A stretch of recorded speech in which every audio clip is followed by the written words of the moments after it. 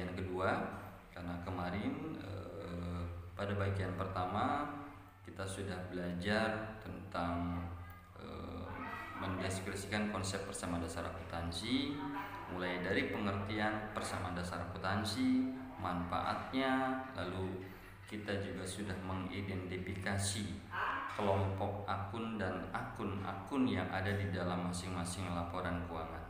Hari ini kita ketemu lagi di dalam video pembelajaran bagian kedua, fokus kepada tentang bagaimana proses mencatat transaksi di dalam konsep persamaan dasar akuntansi itu sendiri. Mari kita simak baik-baik. Untuk soalnya seperti yang saya sampaikan kemarin, kita menggunakan soal yang terjadi pada salon winda ya.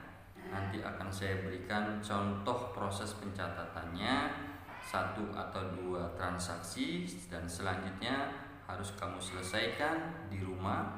Boleh bekerja sama dengan teman-teman lainnya, dan ini menjadi proses tagihan di dalam materi saya untuk KD 32. Oke, ini ya. Kita lihat, ini contohnya ya. Perhatikan, pada tanggal 1 Juli 2008, Nyonya Winda memutuskan untuk mendirikan usaha salon Winda. Ya. Transaksi yang terjadi selama bulan Juli 2008 adalah sebagai berikut. Tolong diingat oleh kalian semua, dipahami oleh kalian semua, akuntansi itu sumbernya adalah transaksi. Jadi, selama ada transaksi ekonomi yang terjadi antar manusia, seperti yang saya jelaskan di KD 31, akuntansi tidak akan pernah hilang dari kegiatan di dalam dunia ini. Karena apa? Karena akuntansi bersumber dari transaksi. Sedangkan manusia adalah makhluk sosial yang tidak bisa hidup tanpa bantuan pertolongan orang lain. Transaksi itu terjadi kan karena ada yang saling membutuhkan antara pihak A dan B, atau pihak A, B, dan C. Nah, perhatikan transaksinya. Pada tanggal 1 Juli, Nyonya Winda menanamkan uangnya ke salon 20 juta rupiah. Seperti biasa ya, kalau orang ingin mendirikan atau orang di awal mendirikan perusahaan, pasti orang tersebut akan menanamkan uangnya sebagai modal awal perusahaannya. Kunci yang pertama adalah setiap transaksi ekonomi yang terjadi dalam suatu perusahaan, Anda harus pahami itu. Paham dulu alur transaksinya seperti apa. Kita kembali ke konteks tanggal 1 Juli. Nyonya Winda menanamkan uangnya ke salon 20 juta. Artinya dari transaksi itu apa? Bahwa pada tanggal 1 Juli Nyonya Winda menanamkan uangnya ke salon sebagai modal awal di dalam pendirian salon Winda. Nah, dari transaksi tersebut bagaimana proses pencatatannya ke dalam konsep persamaan akuntansi? Mari kita lihat. Nah, sebelum kita masuk kepada tabel persamaan dasar akuntansinya, harus kamu analisis dulu ya. Nah, ini sudah saya siapkan lembar analisis soalnya. Yang pertama, tanggal 1 Juli dari transaksi tersebut maka akan mengakibatkan perubahan posisi pada apa saja? Yang pertama, harta. Jadi dari uang yang disetorkan Nyonya Winda di awal sebagai modal perusahaan, maka akan mengakibatkan yang pertama pada posisi harta. Hartanya apa bentuknya? Yaitu bentuk kas. Berarti kas di sini menjadi bertambah. Berapa bertambahnya senilai yang disetorkan, yaitu 20 juta. Jelas ya? Dan ingat, setiap transaksi akan berpengaruh atau mengakibatkan kepada minimal 2 posisi keuangan. Tidak boleh satu. Minimal 2, lebih dari 2 itu boleh. Kalau 1 itu berarti salah. Begitu pula dengan yang tanggal 1 Juli. Dari transaksi yang tadi, maka yang pertama mempengaruhi kepada harta. Hartanya berbentuk kas. Kasnya bertambah 20 juta. Lalu yang kedua apa? Nah, yang kedua adalah mempengaruhi kepada posisi modal, yaitu modalnya juga bertambah senilai 20 juta. Nah, jadi dari analisis ini, maka dari transaksi yang tadi terjadi pada tanggal 1, Nyonya Winda menanamkan uangnya sebagai modal awal pendirian perusahaan. Maka kalau kita analisis, mengakibatkan kepada 2 posisi keuangan perusahaan. Yang pertama adalah hartanya berbentuk kas, kasnya bertambah senilai 20 juta. Yang kedua, modalnya bertambah senilai 20 juta. Kembali ingat di awal, konsep persamaan dasar akuntansi itu adalah harta sama dengan utang ditambah modal. Berarti posisinya di sini balance. Tanggal 1 ini kalau kita analisis, maka harta sama dengan utang plus modal. Hartanya 20 juta, utangnya 0 rupiah, modalnya 20 juta rupiah. Ya. Sekiranya mudah-mudahan Anda bisa paham. Nanti Anda bisa pelajari lebih lanjut di rumah masing-masing. Kita perhatikan gambaran yang kedua, proses yang kedua ya. Kita lihat tanggal 2 Juli. Apa transaksinya tanggal 2 Juli?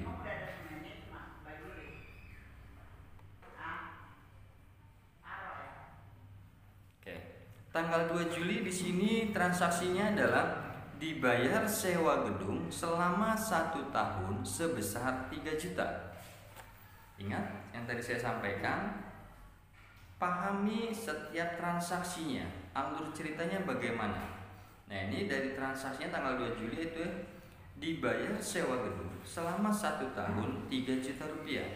Berarti ceritanya di tanggal 2 ini adalah Salon Winda, ya sekarang bukan lagi Nyonya Winda, tetapi Salon Winda membayar sewa gedung ya untuk 1 tahun senilai 3 juta rupiah. Nah, dari transaksi ini, dari proses pembayaran sewa gedung selama 1 tahun ini mengakibatkan kepada posisi keuangan apa saja. Mari kita lihat lembar analisisnya.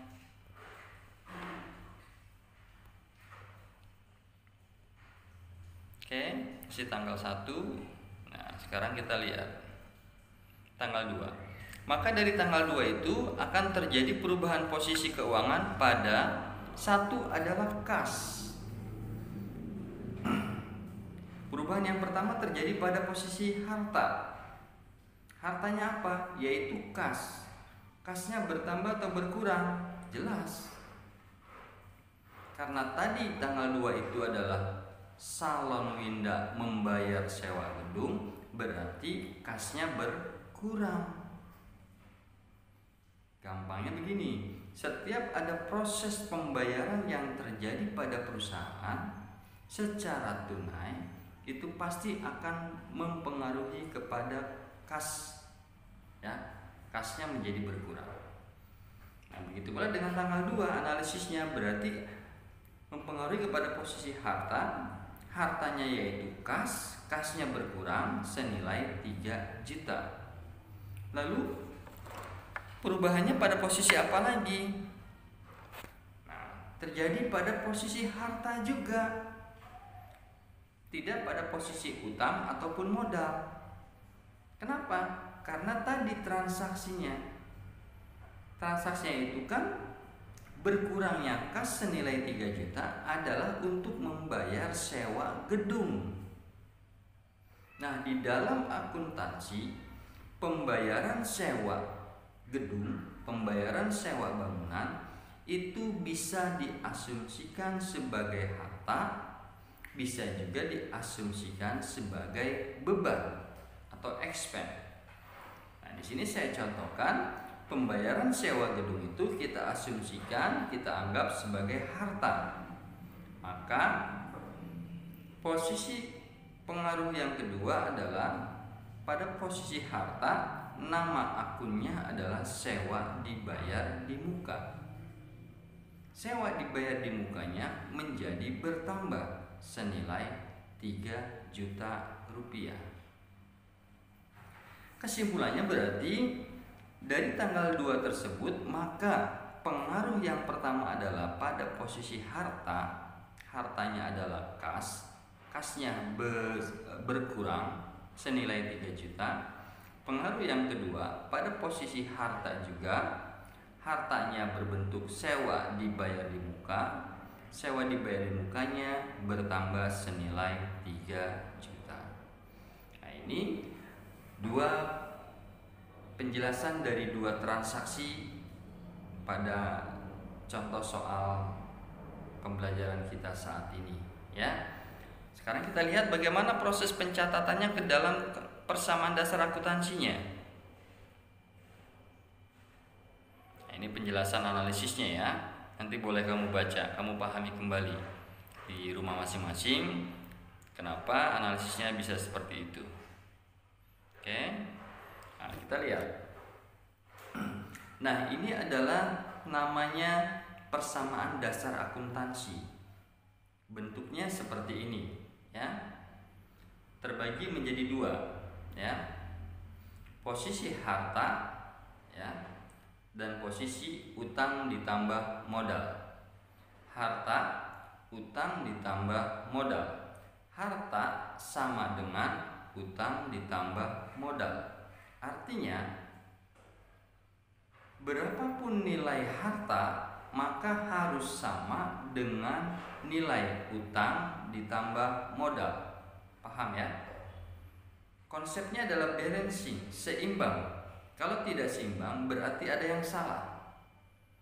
Jadi harta sama dengan utang ditambah modal. Kalau saya punya harta 20 juta, maka utang ditambah modal saya pun harus senilai 20 juta. Jelas ya? Nah, sekarang kita lihat dari lembar analisis tadi, ya, yang sudah kita buatkan, proses mencatatnya. Yang pertama, tanggal jelas kita isi dengan tanggal transaksi. Tadi tanggal transaksinya adalah 1 Juli. Oke. Analisis yang pertama di tanggal 1 Juli itu adalah mempengaruhi kepada posisi harta, ya. Hartanya berbentuk kasnya bertambah senilai 20 juta, maka kalian catat. Di bawah harta itu kalian catat akunnya, namanya adalah kas. Kalian isi di kolomnya nilainya senilai 20 juta. Lalu analisis yang kedua di tanggal 1 itu adalah mempengaruhi kepada modal. Nah, catat di sana. Di sebelah kanan saya atau sebelah kiri kamu posisi modal, kamu tulis nama akunnya adalah modal. Sama seperti tadi, tulis di bawahnya nilainya 20 juta. Maka sudah bisa kita lihat gambarannya. Pada tanggal 1 Juli Salon Winda berarti memiliki harta 20 juta, memiliki utang plus modal 20 juta. Oke. Lalu tanggal 2 Juli. Tadi tanggal 2 Juli analisisnya adalah yang pertama mempengaruhi kepada posisi harta. Hartanya adalah kasnya berkurang senilai 3 juta. Menulis kembali akunnya tidak perlu, karena akun kas sudah ada dari hasil proses tadi tanggal 1. Berarti kamu cukup langsung tinggal tulis nilainya berkurang 3 juta. Kita samakan persepsinya ya. Kalau berkurang nggak usah dikasih tanda minus, tetapi kasih tanda dalam kurung. Nah, kita lihat di situ di tanggal 2 Juli kasnya berkurang senilai 3 juta. Lalu analisis yang kedua tadi adalah mempengaruhi kepada posisi harta juga, tetapi akunnya adalah sewa dibayar di muka. Lihat di harta baru hanya ada akun kas, sewa dibayar di muka belum ada akunnya, berarti tulis dulu akunnya di atas, sewa dibayar di muka. Setelah ditulis nama akunnya, baru kamu masukkan nilainya 3 juta. Oke, bagaimana seimbang atau tidak kita lihat. Kalau kita jumlahkan posisi harta ya, harta tanggal 1 20 juta, tanggal 2 berkurang 3 juta, maka total harta 17 juta. Harta yang kedua sewa dibayar di muka, totalnya 3 juta. Maka total harta adalah 20 juta. Kita lihat posisi kirinya atau kanannya. Utang di sini sampai dengan tanggal 2 belum ada. Utang masih 0. Di posisi modal ada total nilai 20 juta. Maka di situ di tulisan angka yang besar berarti total harta 20 juta sama dengan total utang ditambah modal 20 juta. Dalam hal ini utangnya masih 0 rupiah. Nah, inilah ya. Jadi konsep persamaan dasar akuntansi, harta sama dengan utang ditambah modal. Jadi nilai akhirnya harus balancing, harus balance, harus seimbang, harus sama. Nah, di sini total harta 20 juta, total utang ditambah modal 20 juta. Oke, anak-anakku sekalian, demikian proses penjelasan dari 2 transaksi tanggal 1 dan tanggal 2 Juli. Silahkan dari video pembelajaran part 1 dan 2-nya Anda pelajari konsep persamaan dasar akuntansinya, lalu kamu selesaikan transaksi berikutnya, dan ini menjadi tagihan saya ya. Di dalam materi KD 32 ini nanti akan saya informasikan dikumpulkannya kapan, menggunakan apa. Hari ini saya hanya berpesan kepada kalian, Anda pelajari materinya, Anda coba di rumah, proses menganalisis transaksinya dan juga proses mencatat transaksi ke dalam persamaan dasar akuntansi. Sekali lagi ingat, prinsipnya adalah harta itu harus sama dengan utang ditambah modal. Oke, demikian video pembelajaran part 2, fokus kepada proses pencatatan transaksi ke dalam persamaan dasar akuntansi ini. Terima kasih.